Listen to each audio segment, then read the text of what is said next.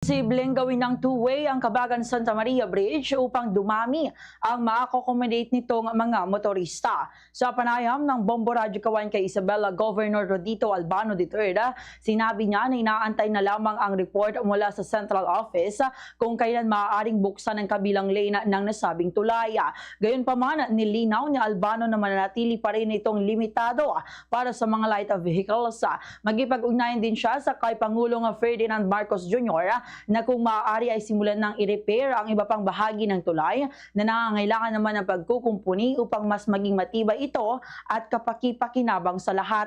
Matatandaan na noong Pebrero 2025 ay gumuho ang ikatlong span ng Cabagan-Santa Maria Bridge at nito lamang Marso 2, 2026 ay muli itong binuksan para sa mga light vehicles matapos kumpunihin ang nasirang span. Ganitong bahagi ng pahayag ni Isabela Governor Rodito Albano. Natin yung tulay sa Santa Maria, hindi lang maging one-way yun. Hinihintay ko lang yung report ng Central Office kung pwede lang. Mag-two lanes yung tulay natin, hindi lang yung one-way la, Pero bawal pa rin lang heavy equipment.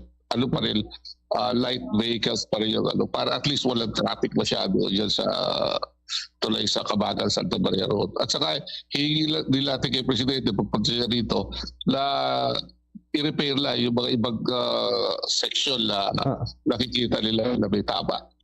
Fast sa Radyo Bombo!